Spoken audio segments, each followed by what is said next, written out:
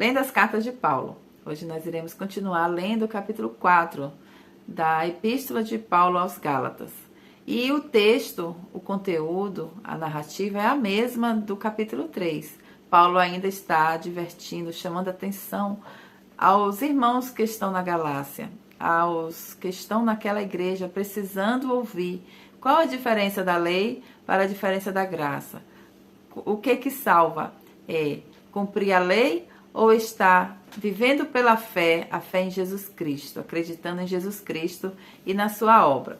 Então, continuando o capítulo 4, diz assim: digo, porém, que, enquanto o herdeiro é menor de idade, em nada difere de um escravo, embora seja dono de tudo. No entanto, ele está sujeito a guardiães e administradores até o tempo determinado por seu pai. Assim também nós, quando éramos menores, estávamos escravizados aos princípios elementares do mundo. Mas quando chegou a plenitude do tempo, Deus enviou seu Filho, nascido de mulher, nascido debaixo da lei, a fim de redimir os que estavam sob a lei, para que recebêssemos a adoção de filhos. E, porque vocês são filhos, Deus enviou o Espírito de seu Filho ao coração de vocês.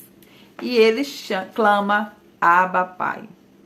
Assim, você já não é mais escravo, mas filho.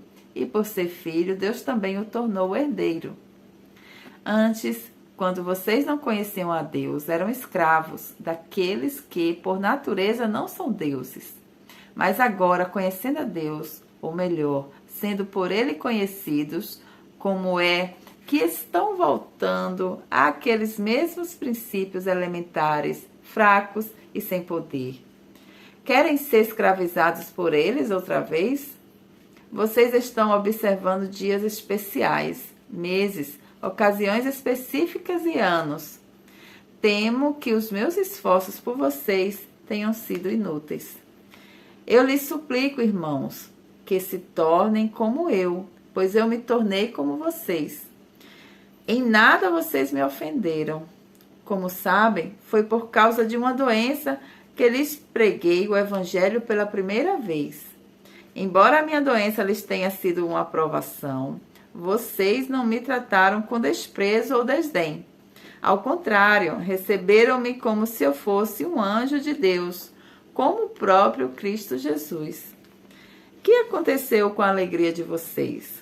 Tenho certeza que, se fosse possível, vocês teriam arrancado os próprios olhos para dá-los a mim. Tornei-me inimigo de vocês por lhe dizer a verdade? Os que fazem tanto esforço para agradá-los não agem bem, mas querem isolá-los a fim de que vocês também mostrem zelo por eles. É bom sempre ser zeloso pelo bem, e não apenas quando estou presente. Meus filhos, novamente estou sofrendo dores de parto por sua causa, até que Cristo seja formado em vocês.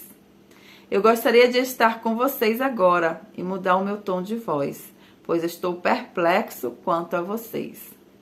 Digam-me vocês, os que querem estar debaixo da lei, acaso vocês não ouvem a lei? Pois está escrito que Abraão teve 2 filhos, um da escrava e o outro da livre.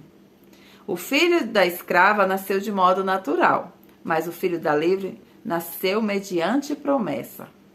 Isto é usado aqui como uma ilustração. Estas mulheres representam 2 alianças.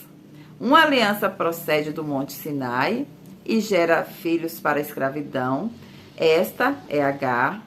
Agar representa o Monte Sinai na Arábia e corresponde à atual cidade de Jerusalém, que está escravizada com seus filhos.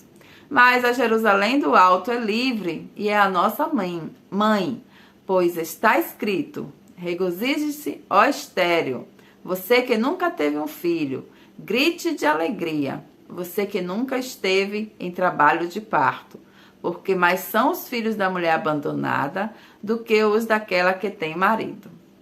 Vocês, irmãos, são filhos da promessa, como Isaque. Naquele tempo, o filho nascido de modo natural perseguia o filho nascido segundo o Espírito.